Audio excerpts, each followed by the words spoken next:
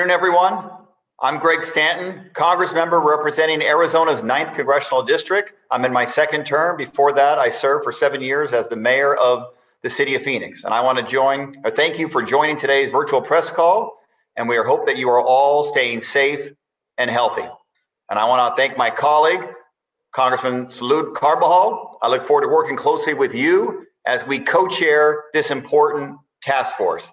And of course, Congresswoman Kathy Manning, who's our freshman leadership representative. She is also on the call today. I know that together, we're going to deliver real results on this critically important issue that's so important to the state of Arizona, the state of California, and the entire United States of America. Some brief background on the New Democrat Coalition.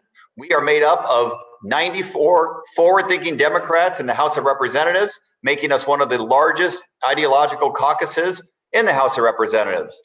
With thin majorities in the House and the Senate, building coalitions around key legislation will be critically important. New Dems want to get to yes on important issues that matter most by working with members across the ideological spectrum.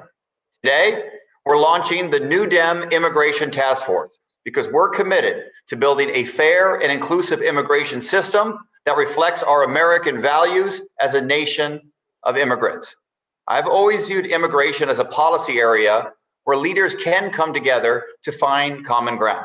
In this Congress, we're committed to reversing harmful immigration policies, keeping families together, and protecting America's dreamers and essential immigrant workers. We will also work towards comprehensive immigration reform, which is critical to our nation's economy. It's vital to our communities, and of course, it's important to families all across the United States of America.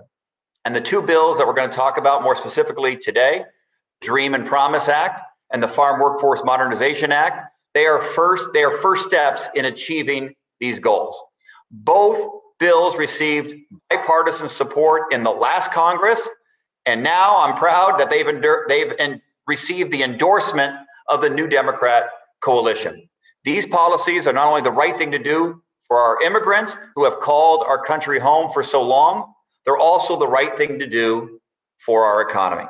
For dreamers, America is the country they love and know to be their home. They are part of our communities. They are our neighbors, coworkers, friends, family. They pay taxes. They serve in our armed forces. They are woven into the social and economic fabric of our country. And we have to make sure they can contribute and participate economically without fear. DACA gave those individuals the ability to come forward, pass rigorous background checks, and get legal permission to live, work, and contribute here in the United States. DACA changed the lives of 700,000 young people across the country, 28,000 alone in my state of Arizona. And you know what? It strengthened Arizona's economy as well. We know that in the last year, thousands of DACA recipients were on the front lines in healthcare roles, protecting our communities from the effects of this pandemic. More than 200,000 were essential workers keeping our economy moving. Removing those DACA workers, that would hurt us. It would cost the American economy $60 billion and reduce our growth by $280 billion. The Dream and Promise Act, when we pass it and when signed by the president, will ensure that this doesn't happen. During this pandemic, our nation gained newfound appreciation for the immigrants who kept American produce flowing to grocery stores and our local restaurants instead of rotting in the fields. I've heard firsthand from small business owners in my state who said they wouldn't have made it without immigrant farm workers keeping the supply chain strong. The Farm Workforce Modernization Act recognizes their hard work and important role in the industry, providing a pathway for agricultural workers and their families to earn legal status. In Arizona, agricultural businesses contribute $23.3 billion each year. But without a reliable, steady labor supply, American farms will go out of business. This bill ensures farmers can meet their labor needs well into the future. Many of us have been fighting for common sense immigration reform for many years. And these two bills that the New Dems are endorsing today, they are important right first steps. So I look forward to working with my colleagues on the New Dem Immigration Task Force to build on these bills and move towards a fair, more just immigration system. And now I'll hand it over to my fellow co-chair and colleague from California, Congressman Salud Carbajal. Thank you very much, Representative Stanton. Hello, everyone, and thanks for joining us today. The New Democrat Coalition, as you heard, is known for advancing innovative legislation and policy solutions to address the challenges our nation faces. I'm honored to serve as co-chair of the New Democrats Immigration Task Force, where my colleagues and I will work to advance pragmatic legislation to fix our broken immigration system. Today, we're kicking things off with action. The coalition voted to endorse two bills, as you heard, that will provide dreamers with a path to citizenship and provide stability and economic opportunity to farm workers and America's agriculture sector. First, we endorse H.R. 6, the Dream and Promise Act. This landmark legislation provides vital protections for roughly 2.5 million immigrants, including dreamers and TPS holders who have spent most of their lives in the United States. They are our neighbors, our friends, our colleagues who strengthen our communities and economy. Dreamers who are eligible for protection under this bill, on average, arrived in the United States at the age of 8 and have grown up and built their lives knowing the United States as their only home. As someone who immigrated to this country as a young boy, this issue is very personal to me. Dreamers are here to stay, and they deserve the same shot at the American dream that I have had. The coalition also endorsed H.R. 1537, the Farm Workforce Modernization Act, to help the American agriculture sector, which is struggling under the weight of a growing labor crisis that has been exacerbated by the COVID-19 pandemic. My father was a farm worker, and I spent many summers working with him in the fields. So I have firsthand account of how important farm worker labor is to our nation. Agriculture is also a huge economic driver in my district, and I have heard from countless growers about the devastating labor shortage that stems from our broken immigration system. I'm proud to be one of 9 members who helped craft this pragmatic, bipartisan measure to help growers and farm workers alike. The bill makes meaningful reforms to the H-2A Agriculture Guest Worker Program and creates a first-of-its-kind merit-based program specifically designed for the nation's agriculture sector to provide its workers with an opportunity to earn legal status through continued employment in the industry. It also helps mitigate the agriculture sector's labor shortages, which will ensure farmers can continue to meet their needs well into the future. Last Congress, New Dem members unanimously supported H.R. 6 and had near unanimous support for the Farm Workforce Modernization Act. The Immigration Task Force will continue fighting for common sense, bipartisan reforms to our nation's immigration system. Now I turn it over to my colleague from North Carolina, the extraordinary Representative Kathy Manning. Thank you very much, and good afternoon, everybody. As the New Dem Coalition Freshman Leadership Representative and a former immigration attorney, it's my pleasure to join you today and discuss our coalition's important work. Our nation's immigration system is in desperate need of reform. We have not had comprehensive immigration reform since 1986, and the world has changed significantly since then. Together, we can pass bipartisan immigration reform that brings our system into the 21st century, because there should be nothing partisan about honoring our American values or our heritage as a nation of immigrants. Dreamers have built their lives here in the United States, in the only country they've known as home. They're students, scientists, researchers, service members, and small business owners. They contribute to our communities, and they boost our economy, create jobs, and raise wages for U.S. citizens. The COVID-19 pandemic has only further demonstrated how vital their role is in our community. More than 200,000 DACA recipients are essential workers who have been helping our communities survive this public health crisis. And I have met with DACA students. I have seen their devotion to this country. I have seen the way they just want to have the kind of bright future we want for all children, all students in our country. DACA recipients, dreamers, contribute to our communities every day, and they deserve the same opportunity to earn citizenship and continue living their lives here in the United States. I'll now turn it back to Congressman Stanton. Thank you very much, Congressmember Manning. It's great to have your experience as an immigration attorney working with us on the task force and your leadership as a freshman member of Congress, and of course, my friend, Chair Carbajal. Now I'm proud to introduce Reyna Montoya. I've personally gotten to know Reyna through her activism and leadership on behalf of immigrant communities in Arizona and nationally through her organization, Aliento. I remember running into her outside the Supreme Court in 2019 as the justices heard oral arguments in the Trump administration's attempts to terminate DACA. Reyna grew up as an undocumented immigrant in Arizona, and after fleeing violence in Tijuana, Mexico, she knows firsthand the fear, anxiety, and stress associated with being undocumented in America.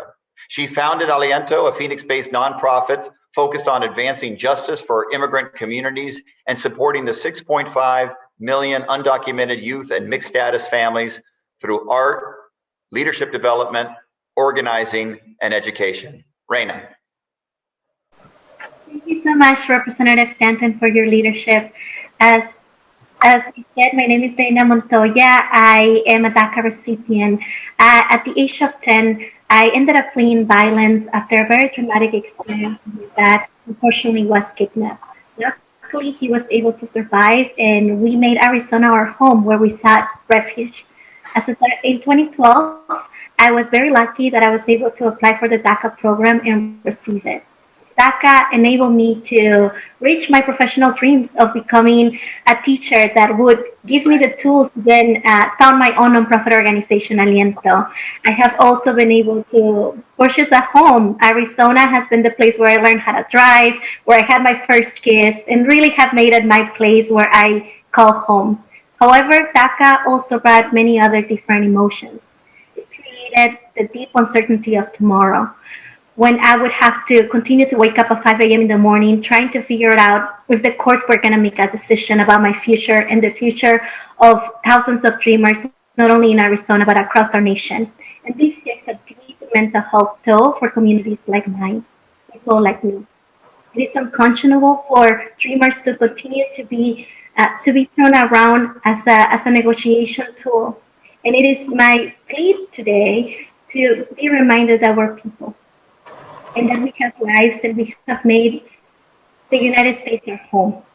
And I am so thankful for the leadership of Representative Stanton and so many other representatives that are here today who are willing to work across the aisle to ensure that the American public knows that it is immoral to continue to not act.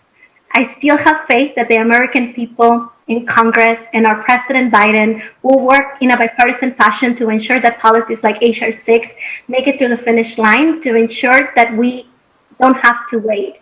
People need to know that DACA timeline is running out and it can be ended at any moment. We are counting on your leadership for people like me to be able to have certainty in the place we call home. Reyna, thank you so much. You are an amazing leader, and our country and our state are way better off because of your leadership. And thank you for your passionate words today. Now we're going to hear from Maria Praeli. Maria moved to the United States from Peru in 1999 when she was 5 years old to seek medical treatment for her sister, whose leg tragically was amputated in a car accident. Today, Maria is the government relations manager at FWD.US. Her work focuses on strengthening outreach efforts to elected officials, providing education and resources on immigration policy to congressional offices, and working on special projects related to dreamers and TPS holders. Prior to joining FWD.US, Maria was a deputy director for Canvas at Mi Familia Vota, where she worked on initiatives to build broad community partnerships and drive stronger voter engagement in Nevada. Maria. Thank you so much, Congressman, for the introduction, and good afternoon, everyone. It is an honor to be alongside these members of Congress and leaders today. It is especially exciting to join you all as the new Democrat coalition announces their endorsement of the American Dream and Promise Act and the Farm Workforce Modernization Act. My name is Maria Praeli, and I'm the Government Relations Manager at Forward.us.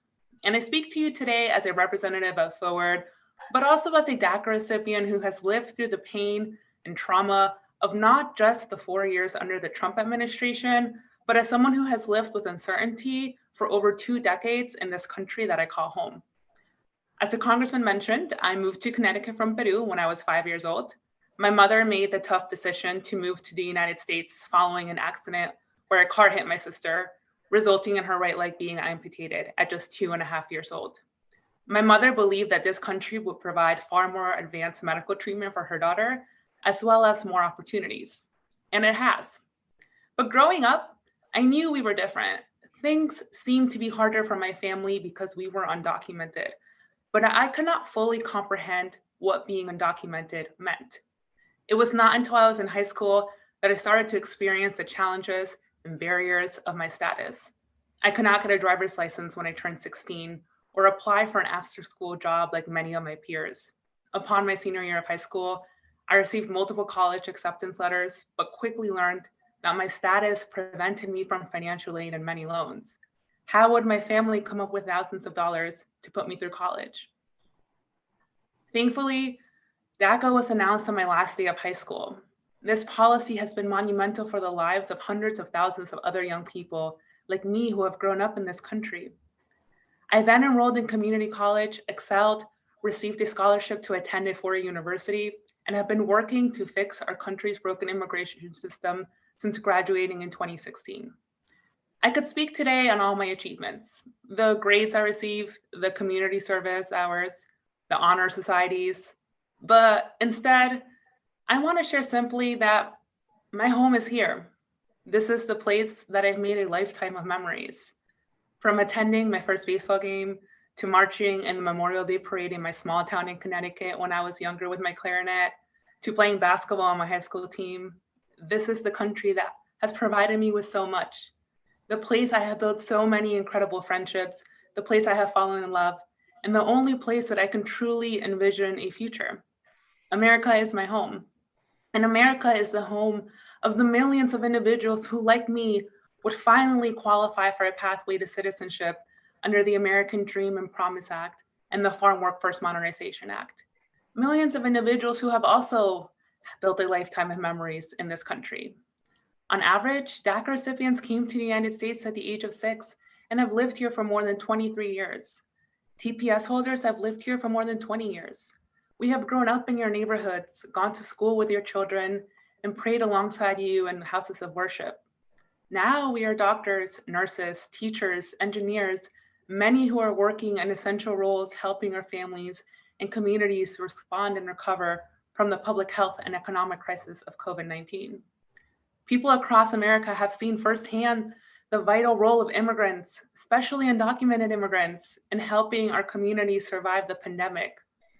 More than 23 million immigrant essential workers, including more than 5 million undocumented immigrants, have been on the front lines of the response to COVID-19. They are vital to our continued public health response and economic recovery from this crisis. And our laws should reflect that. And we are taking that step now. We have a once in a generation opportunity to help our families, communities, and economy by allowing millions of people who have lived in our communities for decades and who are vital to our country to finally have the ability to earn citizenship. I look forward to the day I can wake up in the country I've called home since I was 5 years old without the fear of deportation. To the day that millions of undocumented individuals who have been contributing and a part of our society for decades can wake up with a little bit more ease. We deserve the opportunity to live a dignified life without fear. We deserve an earned pathway to citizenship. So Thank you again to the New Democrat Coalition for the endorsement of this monumental legislation and for your role, not just today, leading up to today, but the many years leading up to this moment. Thank you to Representative Stanton, Carbajal, and Manning. It's so exciting to be with you all today. And with that, let's go pass these bills. So thank you very much. Thank you very much, Maria and Reyna. I'm almost getting choked up listening to you. It's so powerful and emotional, and it's beautiful what you said, and it just renews our passion to get the right thing done for you personally, but for the American people and the American economy. That was very, very powerful. So with that, I think there are a few reporters that are on the line that may have questions for either the three members of Congress or our two guests today. So Natasha, maybe you can lead us in the question and answer portion. Absolutely. As a reminder, to get in the queue to ask a question, you can use the hand raise function, you can chat a question, or you can press *9 on your keypad if you're dialing in by phone. I will bring you onto the screen, so you'll be able to go on audio and video if you so choose. If you feel camera ready, you can ask your question and direct it to either one of our speakers or open it to anyone, and we will try to get to as many questions as we have time for during this session. After this call is completed, we will have a video ready to go to share with you all. If you have any questions for any of our staff or our speakers, we can field those as well if you have any of those questions. We'll also upload the video to YouTube so you can view it at any time following the call. With that, I will see if we have any questions.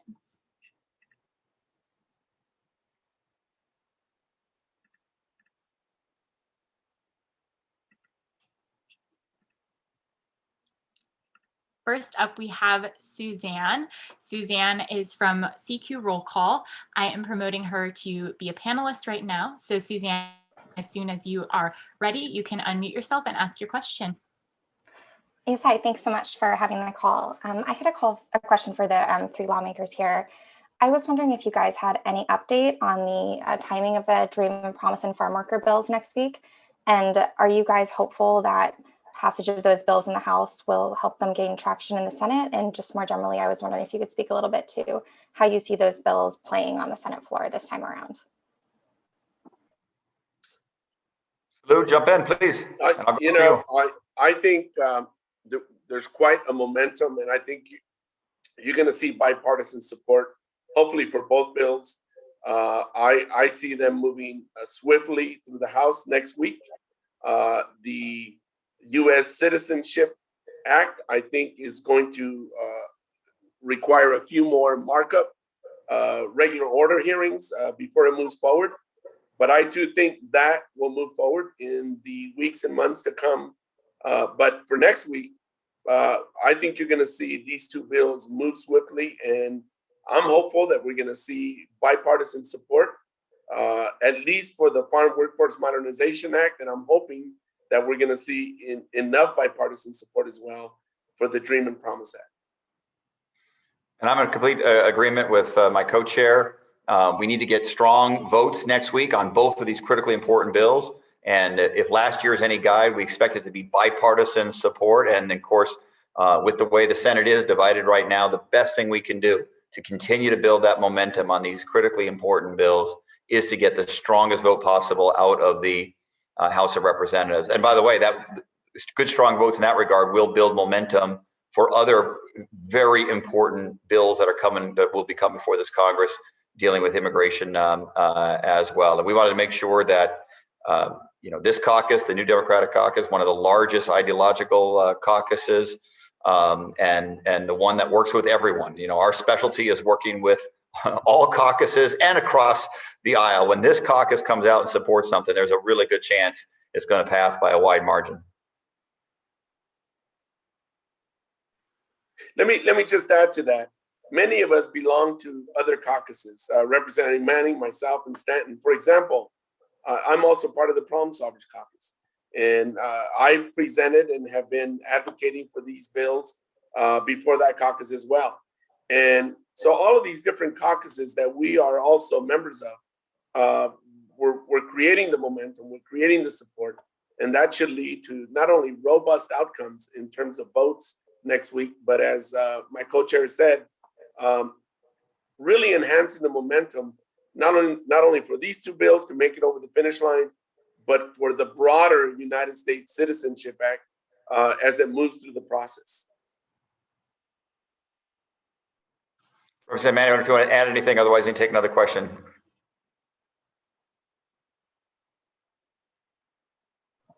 I think it's let me just say, I think it's long past time we address these critically important issues.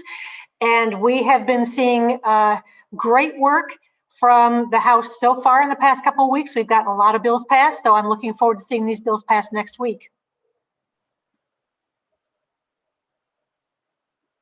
Next question. Excellent, thank you. As a reminder, to get into the queue to ask a question, you can raise your hand using the hand raise function on Zoom. You can also chat your question, and we will try to get to as many questions as we can today. At this time, I will take a look to see who our next question might be from.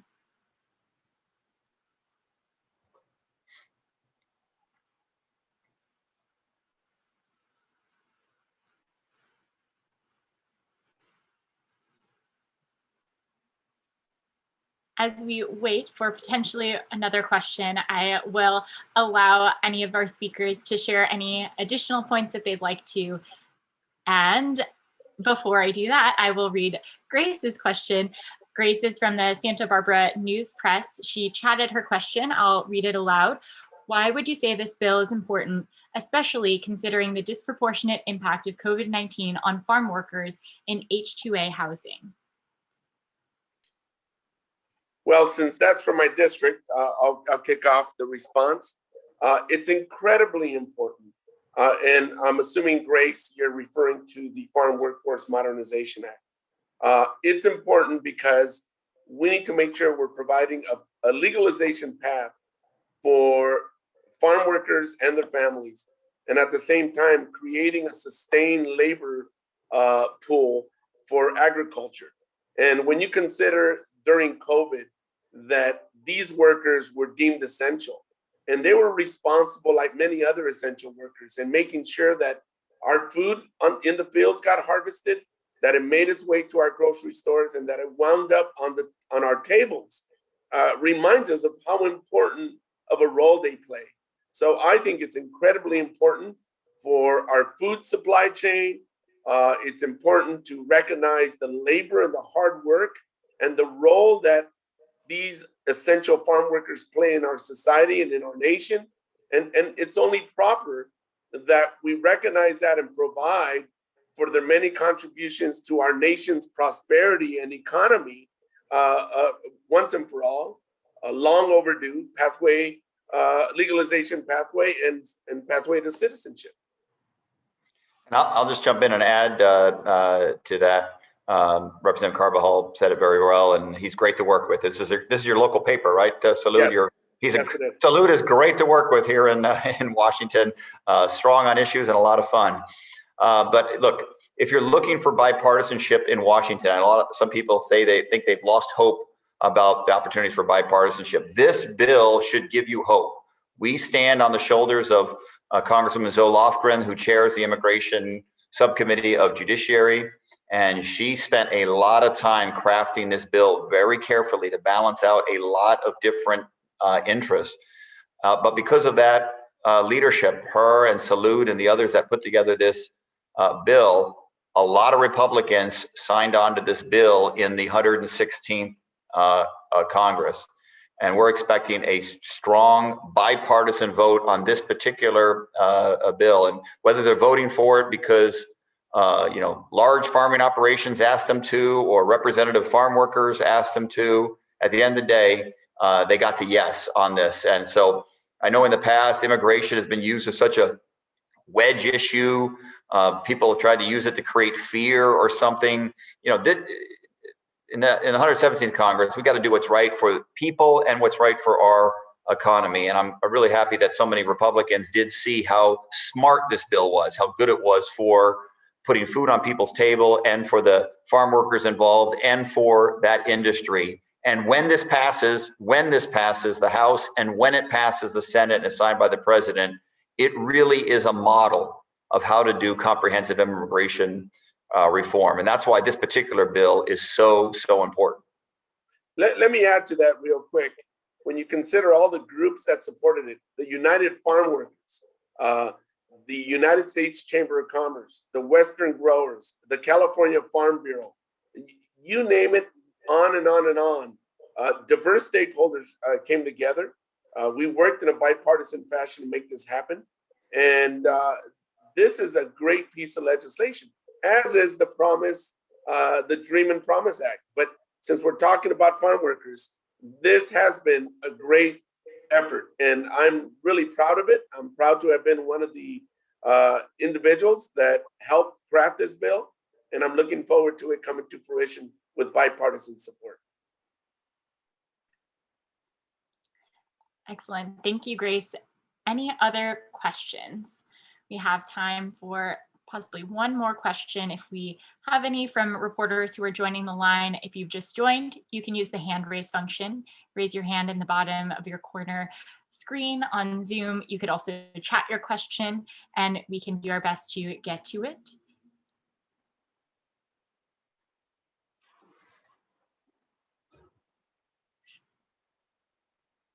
Seeing none, I'd like to allow any of our speakers to provide any closing thoughts or closing remarks that might not have gotten touched on already.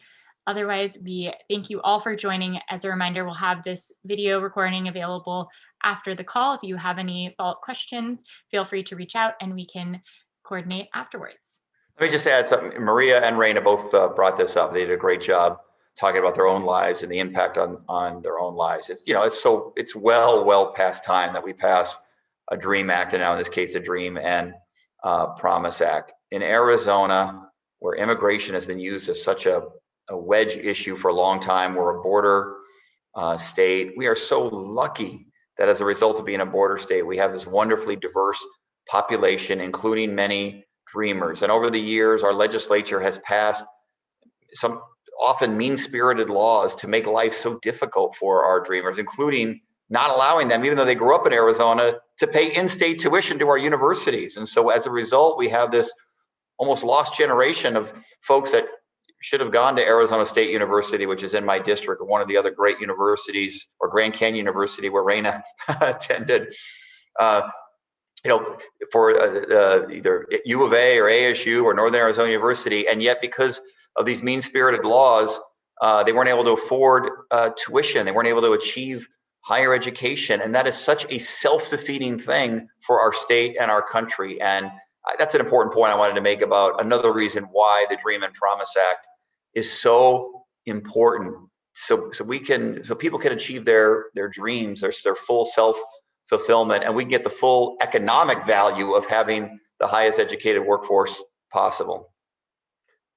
In conclusion, I also want to remind our members of the media that if you consider that most mainstream economists have said that bringing forth immigration reform really will add to our GDP and keep our economy strong and add great value. And when you consider that back in the day, this issue has been used in such of a divisive fashion, immigration. It's high time that we move forward and we just come together and move forward with practical solutions. And once and for all, bring about good public policy. And this shouldn't have to be a partisan issue. And that's why I'm proud that on these two pieces of legislation, we have bipartisan support. And I'm hoping that at the end of the day, comprehensive immigration reform, the U.S. Citizenship Act, will also go through the process and get the momentum it needs, the buy-in that it needs, and we get it over the finish line as well. Let me add one more thing if I could. I want to make sure that it's clear, this is not just a border state issue. It's not just a West Coast issue.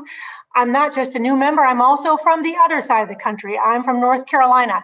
And let me tell you, not only in my practice as an immigration attorney, but in my race for office, as I went into rural areas, into small towns, into heavily Republican areas, I had people many times pull me aside and whisper to me, you need to solve this immigration problem.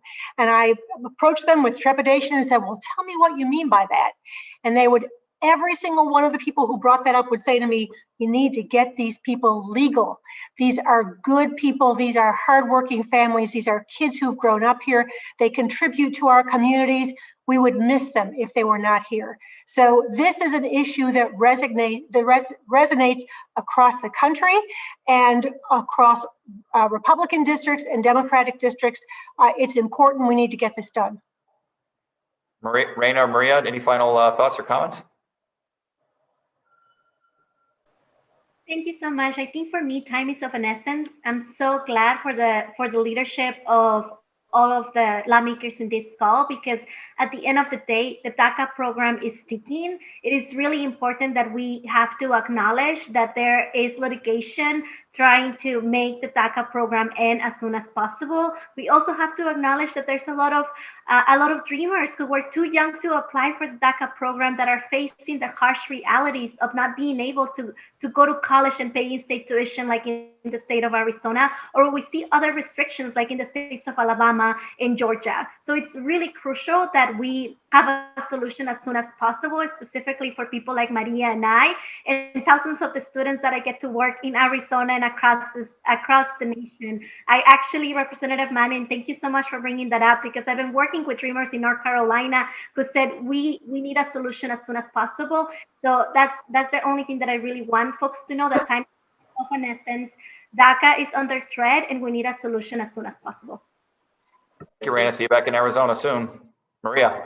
Thank you. I just want to echo what Reyna mentioned, and also what I think it was Representative Manning mentioned in her opening remarks, which is we haven't seen any real type of reform in decades on this. And at the same time, our country has changed, our population has changed, but our immigration laws have not adapted to the reality of today and what it needs. And I think ultimately, you know, we have DACA and TPS that are going through the courts. There's no certainty, but at the end of the day, we're people. I can give all the statistics at the end of the day, but we're people. We have lives, and it is excruciatingly painful to not know if you are going to be in this country past the 2-year increments that the DACA program provides for folks like myself.